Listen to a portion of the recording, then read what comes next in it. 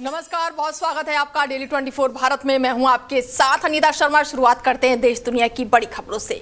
और बड़ी जानकारी बीजेपी से निकलकर सामने आ रही है कि नितिन नवीन ने बीजेपी कार्यकर्ताओं को दिया बड़ा टास्क। पूर्ण बहुमत की सरकार का बनाया लक्ष्य, 2029 चुनाव की तैयारियों का किया आह्वान और वहीं रांची को बताया अपना दूसरा घर। बड़ी जानकारी दे दे आपको कि झारखंड दौरे पर पहुंचे बीजेपी के राष्ट्रीय अध्यक्ष नितिन नवीन ने पार्टी कार्यकर्ताओं को 2029 के विधानसभा चुनाव को लेकर अभी से तैयारियां शुरू कर दी है। झारखंड मेरे लिए, रांची मेरे लिए दूसरा घर है और भाजपा के इस गढ़ में फिर से कमल कैसे उसी स्वरूप में खिले, इसके लिए मुझे संकल्पित होना था। और मेरे अलग अलग कार्यक्रमों में जिस प्रकार से कार्यकर्ताओं से मिलने का मौका मिला और कार्यकर्ताओं ने जिस प्रकार से उत्साह के साथ हम लोग के साथ संवाद किया, मैं मानता हूं भारतीय जनता पार्टी के लिए झारखंड की जमीन निश्चित रूप से उज्जवल भविष्य लेके आएगी और झारखंड में भारतीय जनता पार्टी की जड़ें फिर से उसी प्रकार से हम मजबूत करने में सफल होंगे। खबरों में आगे बढ़ते हैं और इंडिया गठबंधन की दिल्ली में आज महा बैठक होने वाली है। बैठक में 23 दलों के प्रतिनिधि मौजूद रहेंगे और आप और डीएमके ने बैठक से दूरी बनाई है। सरकार के खिलाफ साझा की रणनीति पर चर्चा। बड़ी जानकारी आपको दे दें कि पश्चिम बंगाल में टीएमसी और तमिलनाडु में डीएमके की हार के बाद से अब बैठक का महादौर देखने को मिल रहा है। इंडिया गठबंधन की दिल्ली में बैठक है और ऐसे में बैठक में 23 दलों के प्रतिनिधि मौजूद रहेंगे। बड़ी जानकारी आपको दे दें कि आप और डीएमके ने बैठक से फिलहाल दूरी बना ली है। राजनीतिक समीकरणों के बीच इंडिया ब्लॉक की आज अहम बैठक होने वाली है और इस बैठक में 23 पार्टियां शामिल होंगी जो कि बीजेपी का मुकाबला करने की रणनीति बनाएंगी। और इस बैठक में कांग्रेस के राहुल गांधी, मल्लिकार्जुन खड़गे, टीएमसी कांग्रेस की तरफ से ममता बनर्जी और अभिषेक बनर्जी, समाजवादी पार्टी की तरफ से अखिलेश यादव और राष्ट्रीय जनता दल के तेजस्वी यादव, शिवसेना यूबीटी के उद्धव ठाकरे समेत विपक्षी दलों के शीर्ष नेताओं के शामिल होने की संभावना है। विपक्षी इंडिया गठबंधन की आज जो है अहम बैठक होने वाली है और इस बैठक में 23 राजनीतिक पार्टियां हिस्सा लेंगी। आम आदमी पार्टी और डीएमके ने इस बैठक से फिलहाल दूरी बना ली है। सीपीआईएम भी कांग्रेस से नाराज है, हालांकि वो इस बैठक में शामिल होगी। ये बैठक ऐसे समय पर हो रही है जब 1 महीने पहले ही 5 राज्यों के विधानसभा चुनाव के नतीजे आए थे और इसमें इंडिया ब्लॉक की 2 अहम सीटें डीएमके और टीएमसी को जबरदस्त हार मिली थी। हालिया विधानसभा चुनाव में बदलते राजनीतिक समीकरणों के बीच हो रही इस बैठक को विपक्ष की एकजुटता के तौर पर देखा जा रहा है। कांग्रेस सांसद जयराम रमेश ने बताया कि 23 राजनीतिक पार्टियां इस बैठक में शामिल होंगी। उन्होंने बताया कि कुछ पार्टियों ने इस बैठक में आने से असमर्थता जताई है। वहीं इजराइल ने ईरान पर बड़ा पलटवार किया है। आसमान में देखने को मिली हैं कई मिसाइलें। बड़ी जानकारी आपको दे दें कि लगातार युद्ध को देखते हुए बड़ी अपडेट सामने आ रही है कि इजराइल ने ईरान पर पलटवार किया है और आसमान में देखी गई है ईरानी मिसाइलें और आईडीएफ ने पोस्ट करके ये जानकारी साझा की है। पश्चिम बंगाल में हालात तेजी से बिगड़ते हुए नजर आ रहे हैं। अप्रैल में लागू हुए युद्ध विराम के बाद से पहली बार ईरान ने सीधे इजराइल पर मिसाइलों की बौछार कर दी है और इसके बाद से ईरान ने भी जवाबी हमला कर दिया है। अमेरिकी राष्ट्रपति डोनाल्ड ट्रंप ने दोनों पक्षों को रोकने की कोशिश की थी लेकिन नाकाम रहे। नेतन्याहू को उन्होंने फोन किया था लेकिन उनकी बात नहीं मानी गई। जवाबी हमले के बाद से तेहरान में जोरदार धमाकों की आवाज सुनाई दी है। इजराइल के मुताबिक ईरान ने सोमवार को उसके कई इलाकों को मिसाइलें दागी हैं। हाइफा और नाजरेत को निशाना बनाए जाने की खबर आई है। इजरायली सेना ने कहा कि उसके रक्षा तंत्र ने खतरों को रोकने के लिए कार्रवाई की और मिसाइलों को इंटरसेप्ट किया। ने बताया कि देश के कई हिस्सों में सायरन बजाए गए हैं और लोगों को सुरक्षित स्थानों पर जाने के निर्देश दिए गए हैं। शुरुआती रिपोर्ट में किसी बड़े नुकसान या फिर हताहत होने की कोई सूचना नहीं है। हालातों को और भड़काने से रोकने के लिए अमेरिकी राष्ट्रपति डोनाल्ड ट्रंप ने इजरायली प्रधानमंत्री बेंजामिन नेतन्याहू से बात की थी। ईरान का ये पहला हमला जो है वो बैरूत के दक्षिणी उपनगरों पर इजरायली हमलों के बाद हुआ है। इजराइल ने कहा था कि ये कार्रवाई हिजबुल्लाह की ओर से उत्तरी इजराइल पर हुई गोलीबारी के जवाब में की गई थी और इसके बाद से ईरान ने चेतावनी दी थी कि ये जवाब देंगे। और अब मिसाइल हमले के बाद से तेहरान का रुख और सख्त हो गया है। ईरान की सरकारी मीडिया के मुताबिक सैन्य अधिकारियों ने कहा है कि अगर इजराइल ने ईरानी लेबनान या फिर बैरूत पर हमला जारी रखा तो उसे और ज्यादा कुचल देंगे और हमले का सामना करना पड़ेगा। वहीं बिहार में विधान परिषद की 10 सीटों के लिए चुनाव होंगे। उम्मीदवारों के नामांकन की आज आखिरी तारीख है। इससे पहले 7 जून तक इस चुनाव को लेकर एक भी उम्मीदवारों ने नामांकन नहीं किया और अब इस चुनाव के लिए नामांकन पर सभी की नजरें टिकी हुई है। विधान परिषद चुनाव के लिए एनडीए की तरफ से 9 उम्मीदवारों की घोषणा की जा चुकी है। बीजेपी ने भोजपुरी गायक पवन सिंह को उम्मीदवार बनाया है। इसके अलावा राष्ट्रीय मीडिया सह प्रभारी संजय को लगातार तीसरी बार मौका दिया गया है। पूर्णिया के अनिल कुमार ठाकुर हैं। शीला प्रजापति को भी टिकट देकर बीजेपी ने सामाजिक समीकरण साधने की कोशिश की है। जेडीयू की बात करें तो पार्टी की ओर से जारी लिस्ट के मुताबिक निशांत कुमार पटना से हैं, भारतीय मधुबनी से हैं, शिवरानी वो पश्चिमी चंपारण और ललन प्रसाद को शेखपुरा से उम्मीदवार बनाया गया है। इसके अलावा चिराग पासवान की पार्टी लोजपा रामविलास की ओर से अशरफ अंसारी को उम्मीदवार बनाया गया है। इन नामों की घोषणा के साथ ही विधान परिषद चुनाव को लेकर राजनीतिक सरगर्मियां तेज हो गई हैं। एनडीए से उम्मीदवारों को लेकर यह भी चर्चा थी कि दीपक प्रकाश का नाम भी लिस्ट में शामिल होगा, लेकिन ऐसा नहीं हो पाया और कई तरह के कयास लगाए जा रहे हैं। और इसी बीच चुनाव में उम्मीदवारों की घोषणा को लेकर एनडीए के महत्वपूर्ण घटक दल वो राष्ट्रीय अध्यक्ष उपेंद्र कुशवाहा ने स्पष्ट किया है कि 8 जून तक इंतजार करना चाहिए और किसी एक पद को लेकर अस्तित्व खत्म नहीं होता। महागठबंधन की बात करें तो घटक दलों की तरफ से अब तक उम्मीदवारों की घोषणा नहीं की गई है, लेकिन संभावना जताई जा रही है कि सुनील कुमार सिंह को उम्मीदवार बनाया जा सकता है। लालू प्रसाद वो सिंगापुर पहुंचे हुए हैं और लेकिन वो फिलहाल दिल्ली लौटने वाले हैं। नेता प्रतिपक्ष तेजस्वी यादव भी दिल्ली में ही मौजूद है। ऐसे में आज नामांकन की आखिरी तारीख है। देखना होगा कि महागठबंधन में सुनील कुमार सिंह का नामांकन कराते हैं या फिर किसी और को वो मौका देते हैं। बिहार विधान परिषद के 9 सीटों पर चुनाव और 1 सीट पर उपचुनाव के लिए 18 जून को मतदान की तारीख निर्धारित की गई है। खबर यूपी से है। यूपी के अयोध्या में राम मंदिर को लेकर एक बार फिर से सियासत तेज हो गई है। समाजवादी पार्टी के प्रमुख और पूर्व मुख्यमंत्री अखिलेश यादव द्वारा मंदिर निर्माण के लिए मिले चंदे और फंड के इस्तेमाल पर सवाल उठाए जाने के बाद से श्री राम जन्मभूमि तीर्थ क्षेत्र ट्रस्ट ने अपनी प्रतिक्रिया दी है। ट्रस्ट ने साफ कहा है कि राम मंदिर निर्माण और उससे जुड़े सभी वित्तीय लेन देन पूरी तरह से पारदर्शी तरीके से किए गए हैं और यदि कोई सक्षम एजेंसी जांच करना चाहती है तो ट्रस्ट को उनसे कोई भी आपत्ति नहीं है। ट्रस्ट का कहना है कि मंदिर निर्माण के लिए देश और विदेश से करोड़ों श्रद्धालुओं ने योगदान दिया और सभी खर्चों का रिकॉर्ड विधिवत सुरक्षित रखा गया है। दरअसल अखिलेश यादव ने हाल ही में आरोप लगाया है कि राम मंदिर निर्माण में लिए जुटाए गए चंदे और फंड के संबंध में कई तरह के सवाल हैं और इसकी जांच होनी चाहिए। उनके इस बयान के बाद से राजनीतिक बहस शुरू हो गई है। बीजेपी नेताओं ने इन आरोपों को आस्था पर हमला बताते हुए सपा पर निशाना साधा है, जबकि सपा का कहना है कि सार्वजनिक धन और दान से जुड़े मामलों में पारदर्शिता सुनिश्चित करना जरूरी है। राम मंदिर का निर्माण देश के सबसे बड़े जनसहयोग अभियान में से एक माना जाता है। इसमें करोड़ों लोगों ने आर्थिक योगदान दिया था।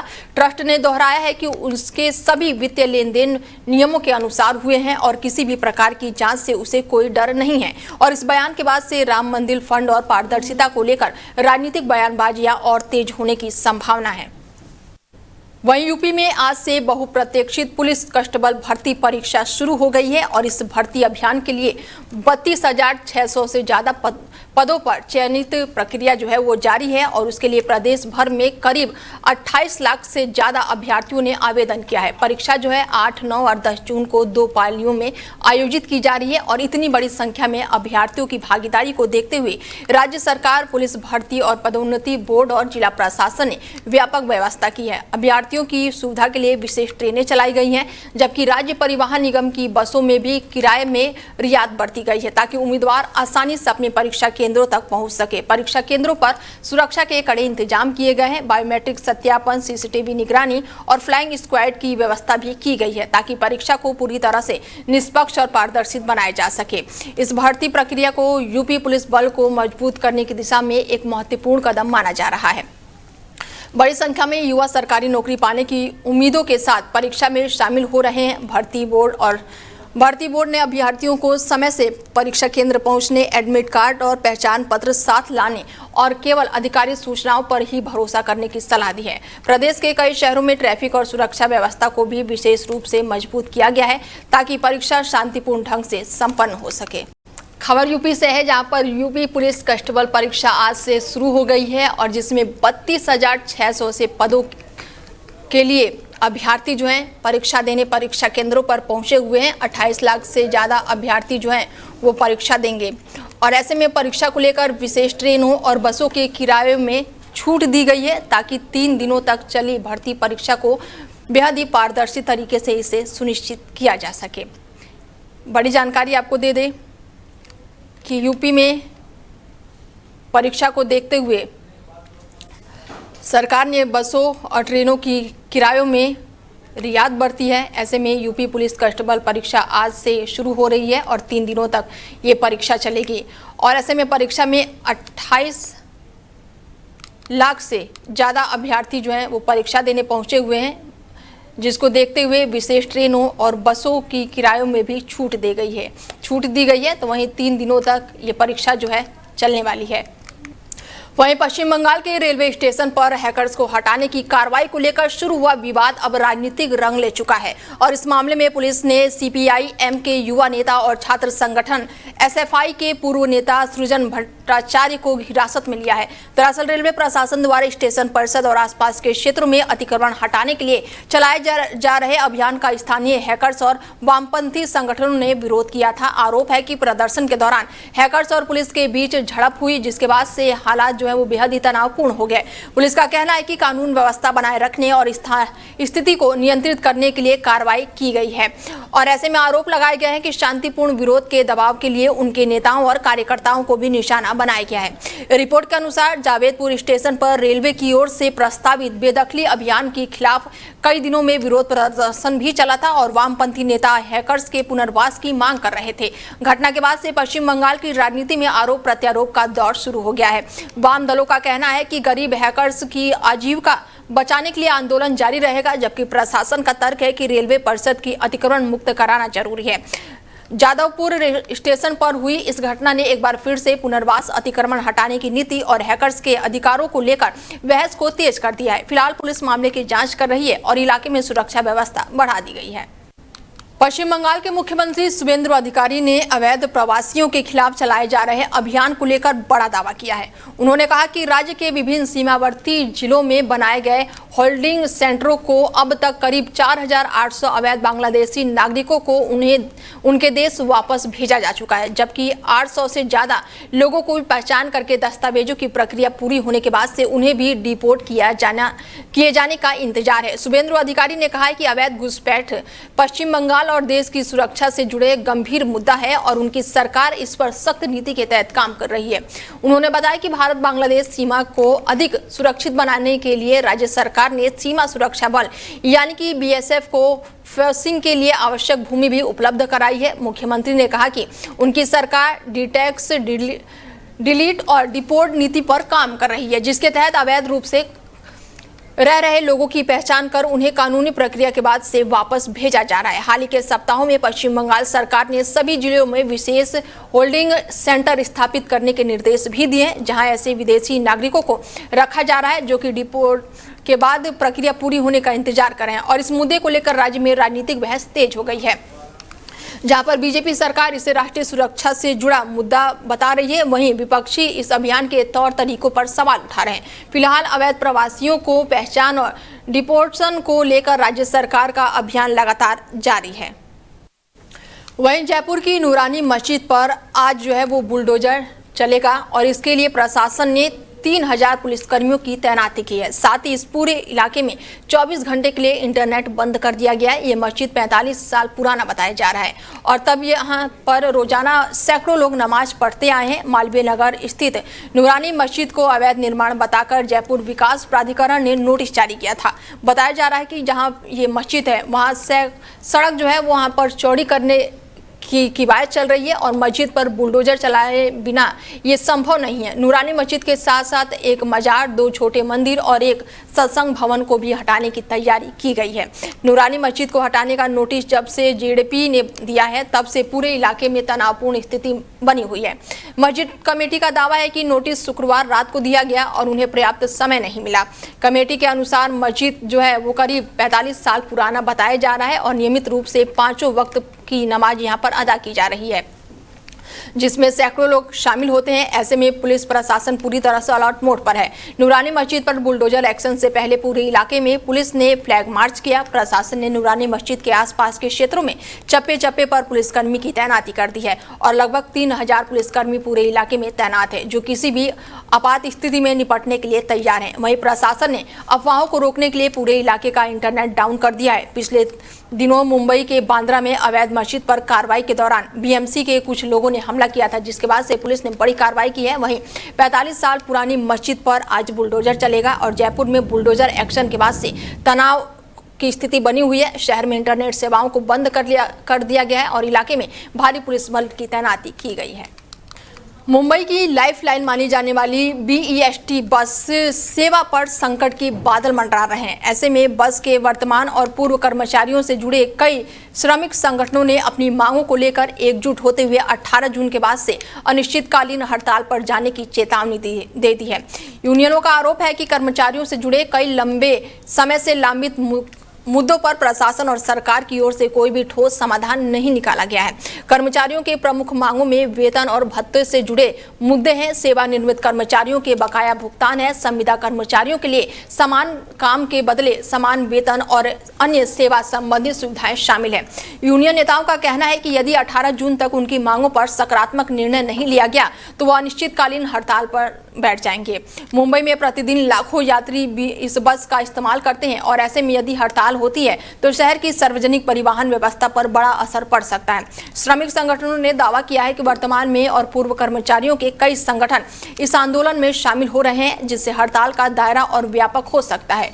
दूसरी ओर प्रशासन की ओर से अभी तक कोई भी आधिकारिक प्रतिक्रिया सामने नहीं आई है, लेकिन माना जा रहा है कि हड़ताल टालने के लिए बातचीत की कोशिश तेज की जा सकती है। फिलहाल मुंबई के लाखों यात्रियों की नज़र 18 जून से पहले होने वाली बातों पर टिकी हुई है, क्योंकि हड़ताल की स्थिति में शहर की दैनिक आवाजाही बुरी तरह से प्रभावित हो सकती है। मणिपुर के उखरुल जिले के असम राइफल की एक नई चौकी स्थापित किए जाने को लेकर विवाद गहरा हो गया है। स्थानीय लोग, कुछ नागरिक संगठनों ने आरोप लगाया कि ये चौकी बिना उचित अनुमति के स्थापित की गई है, जिसका विरोध किया जा रहा है। ऐसे में प्रदर्शन के दौरान हालात बेहद ही तनावपूर्ण हो गए और सुरक्षा बलों और प्रदर्शनकारियों के बीच झड़प की स्थिति बन गई और इस दौरान कई लोगों के घायल होने की खबर है। बताया जा रहा है कि विरोध प्रदर्शन में शामिल लोगों ने चौकी हटाने की मांग करते हुए इलाके में रैली निकाली थी। स्थिति बिगड़ने पर सुरक्षा बलों का हस्तक्षेप करना पड़ा और घटना के बाद से पूरे क्षेत्र में अतिरिक्त सुरक्षा बल तैनात कर दिए गए हैं और प्रशासन हालातों पर नजर बनाए हुए है। उखरूल और आसपास के इलाकों में सुरक्षा व्यवस्था को लेकर पहले भी समय समय पर विवाद सामने आते रहे हैं। स्थानीय संगठनों का कहना है कि किसी भी नई सुरक्षा चौकी की स्थापना से पहले क्षेत्र के लोगों और संबंधित संस्थाओं से चर्चा की जानी चाहिए। वही सुरक्षा एजेंसियों का मानना है कि क्षेत्र में कानून व्यवस्था और शांति बनाए रखने के लिए सुरक्षा ढांचा को मजबूत करना जरूरी है। मणिपुर में पिछले कुछ सालों में जातीय तनाव और सुरक्षा चुनौतियों को लेकर केंद्र और राज्य सरकार लगातार सुरक्षा व्यवस्था को मजबूत करने पर जोर दे रही है और इसी बीच उखरूल की ये घटना एक बार फिर से सुरक्षा बलों और स्थानीय समुदाय के बीच संवाद की आवश्यकता की रेखांकित करती है। फिलहाल प्रशासन ने लोगों से शांति बनाए रखने की अपील की है और मामले को सुलझाने के लिए बातचीत का प्रयास जारी है। वहीं यूपी एटीएफ को बड़ी सफलता हाथ लगी है। प्रयागराज एटीएफ ने कुख्यात अपराधी और शार्प शूटर भानु प्रताप सिंह को अयोध्या में हुई मुठभेड़ में मार गिराया है। पुलिस के अनुसार भानु प्रताप सिंह पर हत्या, डकैती, रंगदारी, लूट और गैंगस्टर एक्ट समेत 40 से अधिक गंभीर आपराधिक मामले दर्ज थे। उन पर आजमगढ़ पुलिस की ओर से 1 लाख रुपए और गोरखपुर पुलिस की ओर से 15,000 रुपए का इनाम भी घोषित था। एसटीएफ को सूचना मिली थी कि भानु प्रताप सिंह बड़ी वारदात को अंजाम देने की फिराक में है, अयोध्या क्षेत्र में मौजूद है और इसके बाद से एसटीएफ की टीम ने घेराबंदी करके उसे रोकने की कोशिश की, लेकिन आरोपी ने पुलिस पर फायरिंग शुरू कर दी। जवाबी कार्रवाई में वो गंभीर रूप से घायल हो गए। उसे तत्काल मेडिकल कॉलेज अयोध्या में भर्ती कराया गया, जहां इलाज के बाद उसकी मौत हो गई। पुलिस अपराधियों के मुताबिक भानु प्रताप पूर्वांचल के कई जिलों में सक्रिय था और लंबे समय से कानून एजेंसी से लगातार बातचीत चल रहा था। एसटीएफ की दावा है कि उसके मारे जाने से संगठित अपराध के नेटवर्क को बड़ा झटका लगा है। मुठभेड़ के बाद से पुलिस ने मौके से हथियार और अन्य आपत्तिजनक सामग्री भी बरामद कर ली है। फिलहाल उसके गिरोह के अन्य सदस्यों की तलाश जारी है और पुलिस पूरे नेटवर्क की जांच में जुटी हुई है।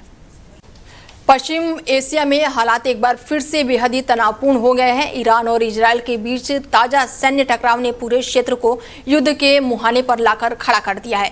रिपोर्ट के मुताबिक ईरान ने इजरायल पर मिसाइलों की कई खेपें दागी है, जिसे अप्रैल में हुए संघर्ष विराम के बाद पहली बड़ी सीधी कार्रवाई माना जा रहा है। इजरायल का दावा है कि अधिकांश मिसाइलों को हवा में ही निष्क्रिय कर दिया गया है, जबकि इसके कुछ घंटों बाद इजरायली वायुसेना ने ईरान के पश्चिमी और मध्य हिस्सों में सैन्य ठिकानों पर जवाबी हमले किए हैं। तेहरान, तबरीज और अन्य शहरों पर धमाकों की खबरें सामने आई है और इसी बीच अमेरिका के राष्ट्रपति डोनाल्ड ट्रंप लगातार हालातों को नियंत्रित करने की कोशिश में जुटे हुए हैं। ट्रंप ने इजरायली प्रधानमंत्री बेंजामिन नेतन्याहू से बातचीत करके उन्हें जवाबी कार्रवाई से बचने की सलाह भी दी है। कहा है कि दोनों पक्ष एक बार संभावित समझौते के बेहतर करीब है।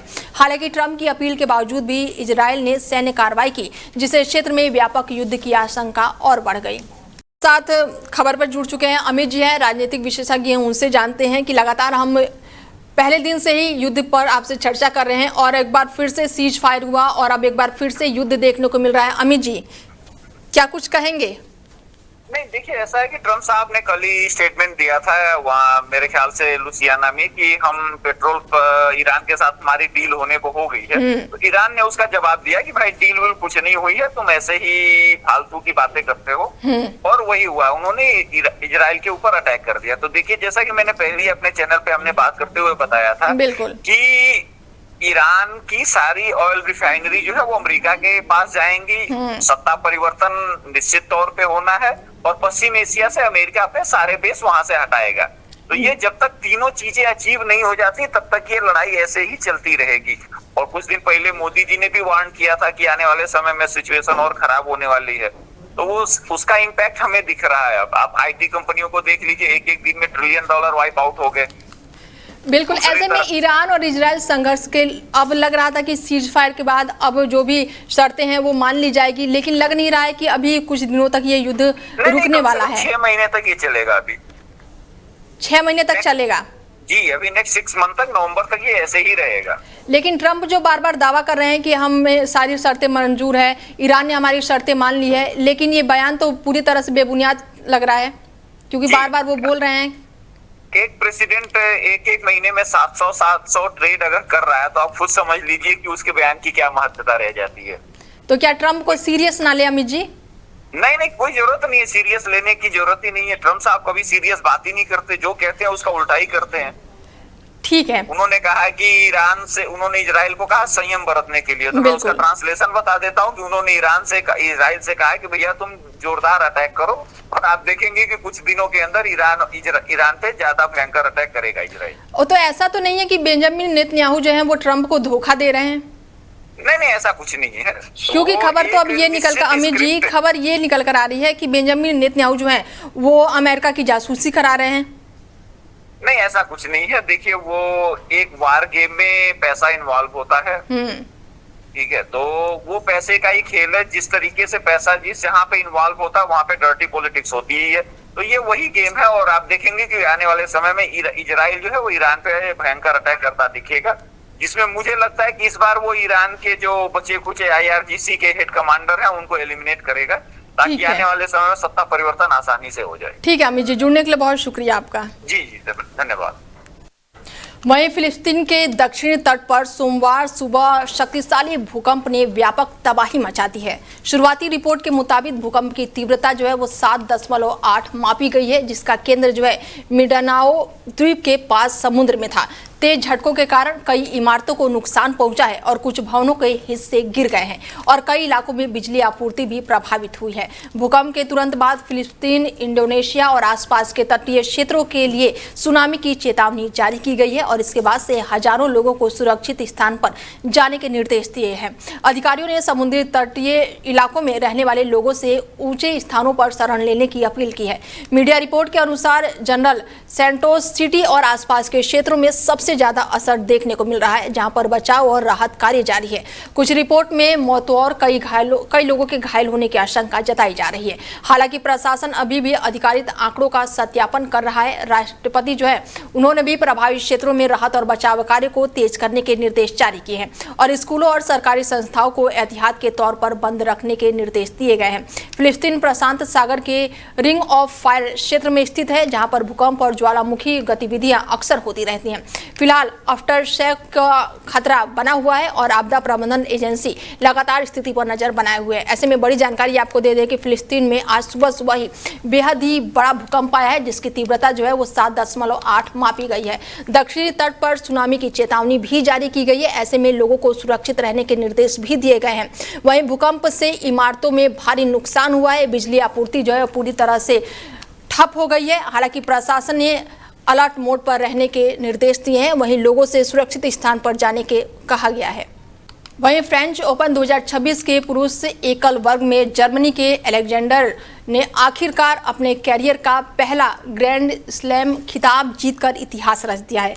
ऐसे में रोला गैरो के फाइनल में ज्वेलर ने इटली के फ्लेवियो कोविली के 5 सेट के लिए रोमांचक मुकाबले में हराकर खिताब अपने नाम किया है और ये मुकाबला 4 घंटों से अधिक समय तक चला, जिसमें दोनों खिलाड़ियों ने शानदार संघर्ष का प्रदर्शन किया और ऐसे में ये पहला सेट आसानी से जीत की है, लेकिन कोबोली ने दमदार वापसी करते हुए मुकाबले को बराबरी पर ला दिया और चौथे सेट से टाई ब्रेक में जीत दर्ज करके कोबली ने मैच का निर्णायक 5वां सेट तक पहुंचा दिया। लेकिन अनुभव और संयम के दम पर ज्वेलर ने अंतिम सेट पर शानदार खेल दिखाते हुए खिताब पर कब्जा जमा लिया और इस जीत का सबसे बड़ा श्रेय जो है 29 साल के जेवरत अपने कैरियर का पहला ग्रैंड स्लैम जीतने में सफल रहे और कई सालों के इंतजार के बाद अब अंत हो गया है और इसके बाद से वो 3 ग्रैंड स्लैम फाइनल हार चुके थे। वहीं फ्लेविया कोविल का भी टूर्नामेंट शानदार रहा। पहली बार किसी ग्रैंड स्लैम फाइनल में पहुंचे कोबोली ने अपना प्रदर्शन से टेनिस जगत को प्रभावित किया। फिलहाल ब्रिटेन में मेरे साथ इतना ही। दीजिए इजाजत, नमस्कार।